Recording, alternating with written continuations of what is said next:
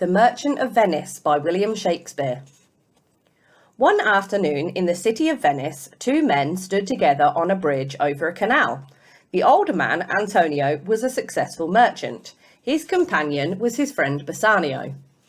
Antonio had just told Bassanio a scandalous piece of gossip, but Bassanio did not seem interested. "What's wrong, Bassanio?" said Antonio. "You've hardly spoken a word to me." Bassanio peered down at the canal. "Last year I visited the town of Belmont. I had dinner there with a man who had a beautiful daughter named Portia," he said. "She was wise, witty—" "And you fell in love with her," interrupted Antonio. Bassanio blushed. "I've been thinking about her ever since," he confessed. "2 days ago I learned that Portia's father has died, leaving her all his fortune. She is one of the richest women in Italy." Antonio slapped his friend on the back. "Then go to Belmont and woo her," he urged. "Rich suitors are flocking to propose to Portia, even princes from foreign lands," groaned Bassanio. "What chance would I stand against them? I can't even afford a new suit of clothes." "How much money do you need to woo Portia in style?" Antonio asked. 3,000 ducats, replied Bassanio. Antonio lowered his voice so that passers-by would not hear him. "If I had the money, I would lend it to you," he said. "But at the moment I haven't got 300 ducats, let alone 3,000. All my money is invested in 4 ships that are voyaging around the world. When they return to Venice, I'll be a wealthy man again. But until then—" "So you can't help me," Bassanio cried in despair. "My reputation is still good," said Antonio. "Find a moneylender who will loan you 3,000 ducats and I will sign a bond promising to repay him." Bassanio beamed. "You're the best friend a man could have," he declared. While Bassanio and Antonio were talking on the bridge in Venice, in Belmont the lovely Portia paced to and fro across a richly furnished room. Her serving maid, Nerissa, watched from a chair in the corner. In the centre of the room was an oak table, and on it were 3 caskets, one made of gold, another of silver, and the third made of lead. Suddenly, Portia stopped pacing and stamped her foot. "This is so unfair," she grumbled. "I'm an intelligent, educated woman, but can I choose a husband for myself? Oh no! The man who marries me must select one of these stupid caskets. If he picks the right one, I have to be his wife." "That was one of the conditions of your father's will, miss," said Nerissa. "If you hadn't agreed to it, you wouldn't have inherited his money." A far-off look came into Nerissa's eyes. "I know who I'd pick as a husband for you," she said. "Who?" demanded Portia. "That Venetian gentleman who came to dinner last summer," Nerissa cooed. A faint redness crept into Portia's cheeks. "His name was Bassanio, wasn't it?" she said. "So it was," exclaimed Nerissa. "There was something special about him, and if you ask me, he thought you were special too, miss." Portia's cheeks turned a deeper red. "Nonsense," she said. "Bassanio has probably forgotten all about me." As the sun set over Venice, Bassanio strolled around a public square, discussing business with Shylock, the moneylender, who was a thin man with a long grizzled beard. Shylock had a sharp mind, but often pretended to be slow-witted to mislead his clients. He frowned at Bassanio and said, "Let me be clear about this. You want to borrow 3,000 ducats?" "I do," said Bassanio. "And your friend, the merchant, Antonio, will sign a bond guaranteeing that he will pay back the money within 3 months?" Bassanio nodded. "He will," he said. "Look, here comes Antonio now. He'll tell you himself." Shylock narrowed his eyes. He and Antonio detested each other, though both men made a show of being polite. "Well, Shylock," said Antonio, "will you lend Bassanio the money?" "I'm considering it," Shylock replied. "It surprises me that you're willing to sign a bond. Didn't I hear you boast that you would never charge interest on a loan or pay interest on any money that you borrowed?" "Normally I wouldn't," agreed Antonio. "But this money is for my friend, so I'm making an exception. Will you give him the money or not?" Shylock spoke quietly, but sparks of rage glowed in his eyes. "Antonio, you have often criticised the way I do business, but I have never complained," he said. "The other day you spat on my clothes, called me a Jewish dog, and you kicked me. Today you're asking for my help. Remember that Jews are just as human as you. If you cut us, we bleed. If you poison us, we die. And if you insult us, we will have our revenge." "We don't like each other, Shylock," Antonio said frankly. "If I don't return your loan in time, imagine the pleasure it will give you to make me pay the penalty." Shylock laughed as if he had thought of a joke. Speaking of the penalty, I think it would be amusing if the lawyer who draws up the bond writes that if you do not pay me by such and such a date, you will let me cut off a pound of your flesh from the place nearest your heart. Agree to that and your friend shall have his money. Bassanio clutched Antonio's arm. No, Antonio, he gasped. Let's find another moneylender. Antonio sensed that Shylock was testing him. If he refused Shylock's terms, the moneylender would spread the word that Antonio was a coward. Just as you wish, Shylock, Antonio said. No, said Bassanio. What if something happens to your ships? Don't worry, Antonio said. They are due back in Venice a month before the repayment date. Neither Antonio nor Bassanio noticed Shylock's gloating smile. Sailors make mistakes and ships sink, Antonio, Shylock thought. Once that bond is signed, you will be at my mercy. In Belmont, Portia led the Prince of Morocco into the room where the caskets were kept. The prince was a handsome man whose white robes showed off his dark skin. He stared at the caskets, picked up the one made of lead, and read the words inscribed on it. If you choose me, you must risk all that you have. The prince put down the casket. Risk all I have for lead, he snorted. I will risk nothing for a common metal. What is the inscription on the silver casket? If you choose me, you will get as much as you deserve.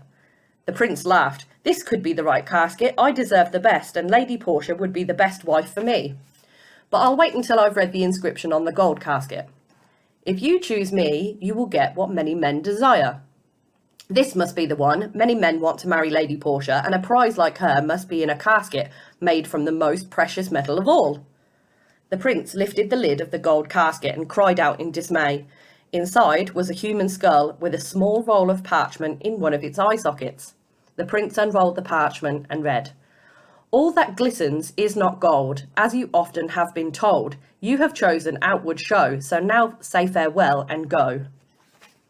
Without another word, the prince left the room, and Portia heaved a sigh of relief. The next morning, in Belmont, the Prince of Aragon took his turn, choosing between Portia's 3 caskets. He stroked his beard and spoke his thoughts out loud. Lead is too crude for my taste, he said, and gold is too obvious. I choose the silver casket. The prince opened the casket and found a miniature painting of a man dressed as a jester. With the painting was a parchment scroll, which read, This picture makes it plain to see that you have chosen foolishly. Though you are strong, your mind is weak, and you are not the one I seek. The prince bowed to Portia. I will not make an even bigger fool of myself by staying any longer, my lady, he said, and left. The next moment, Nerissa burst into the room. You'll never guess who I met in town, miss, she jabbered. Bassanio, he's on his way here to ask you to marry him. Isn't it romantic? Portia felt as excited as Nerissa, but kept her feelings hidden. Romantic or not, he will have to take the test like all the other suitors, she said solemnly. Bassanio and Portia were delighted to meet again. Portia explained the peculiar conditions of her father's will. Bassanio admitted that he was poor and described how and why Antonio had borrowed money from Shylock. Finally, Bassanio said, Show me the caskets, let me choose. Portia was afraid. If Bassanio chose wrongly, she would lose him forever. Wait a few days, she begged. I can't bear to, said Bassanio. I have to know if we're to spend our lives together or apart. Portia led Bassanio to the room where the caskets were kept, and he examined them. Evil often disguises itself, he said. In a court, a guilty man hides his crime behind a clever argument. Cowardly soldiers mask their fear by pretending to be brave, but this lead casket doesn't seem to be hiding anything. With shaking hands, Bassanio opened the casket. Inside was a portrait of Portia and a scroll that read, You have not chosen with your eyes, but with your heart, and you are wise. Turn now to where your lady is, and claim her with a loving kiss. So Bassanio and Portia were married, and were blissfully happy. As the weeks turned into months, Bassanio almost forgot about his previous life. Then one morning at breakfast, he received a letter from Venice. As he read the letter, he gasped in horror. Is it bad news? Inquired Portia. The worst, Bassanio said. Antonio's ships have been lost at sea. Shylock has had him thrown into prison and says that Antonio must keep his bond. Give Shylock 3,000 ducats, exclaimed Portia. Give him 6,000 if he wants. Shylock's daughter ran off and married a Christian. She took money from her father's cash boxes. The shock has hardened Shylock's heart, Bassanio said. He insists on his pound of flesh. Antonio goes to trial for debt in a few days. We owe him our happiness, said Portia. You must go and see him at once. While Bassanio was packing for his trip, Portia called Nerissa to her and told her about Antonio. Poor fellow, Nerissa sighed. I'm going to help him, announced Portia. My cousin, Dr. Bellario, taught me a lot about the law when I first tried to understand Father's will. I'll call on him, ask him for a letter of introduction to the Duke of Venice and discuss Antonio's case. Then you and I are off to Venice disguised as lawyers. On the day of Antonio's trial, all Venice seemed to be packed into the courtroom. The Duke of Venice sat in the judge's chair with Shylock to his left and Antonio and Bassanio to his right. The Duke signalled for silence and said, Where is the lawyer Balthazar sent by Dr. Bellario to defend Antonio? Portia and Nerissa stood up and bowed. They were wearing lawyers' robes and Portia had glued on a false beard. Here I am, my lord, she said in a deep voice. You may begin, declared the Duke. Portia turned to Shylock. Will you give up the bond if Antonio returns the 3,000 ducats he borrowed from you? She asked. I would not give it up for 60,000 ducats, Shylock hissed. Antonio, Portia said, were you tricked into signing the bond? No, replied Antonio.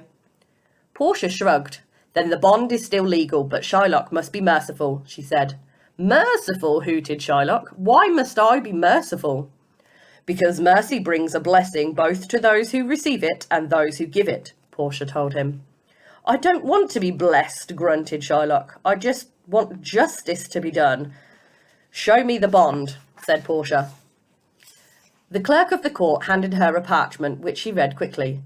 The moneylender is right, she said. The law is on his side. Antonio, unfasten your shirt and prepare to die. Give me your hand, Bassanio, whispered Antonio. Goodbye, my friend. Shylock produced a dagger and began to sharpen it on a small stone. Take care when you cut, Shylock, Portia advised. Why? Snapped Shylock. According to the bond, you can cut off a pound of Antonio's flesh from the place closest to his heart, but there is no mention of blood, Portia said. Shed one drop of his blood and the state of Venice will confiscate everything you own. Shylock knew that he had been outwitted and he glowered at Portia. Give me 3,000 ducats, he snarled. You have already refused the money in open court, Portia pointed out. The Duke spoke severely to Shylock. According to the laws of Venice, he said, if someone plots to take another's life, half his property will be confiscated by the state and the other half will be given to his intended victim. Shylock's face went pale. I've lost everything, he whimpered. You may as well sentence me to death. Will you show Shylock any mercy, Antonio? Said Portia. Antonio looked at Shylock and saw not a loathed enemy, but a broken old man. I wish to end the hatred between us, he said. Let Shylock keep my half of his property as long as he agrees to become a Christian. The Duke stood up. The case is closed, he said. All are free to go. The crowd in the courtroom cheered and chanted Antonio's name. Bassanio forced his way through the throng and caught Portia by the arm. Master Balthazar, you have saved my best friend's life, he gushed. I swear that I will give you anything you ask for. Portia smiled. Then I will have your gold ring, she said. Bassanio's face fell. That's my wedding ring, he said. I swore to my wife that I would always keep it safe. And you swore to me that you would give me anything I asked for, said Portia. Your wife is married to a man who thinks nothing of breaking promises. Reluctantly, Bassanio moved the ring and presented it to Portia. When she learns how much I owe you, my wife will understand why I gave you my wedding ring. Oh, I know she will, Portia assured him. Then she and Nerissa slipped away and left Venice to its celebrations. The end.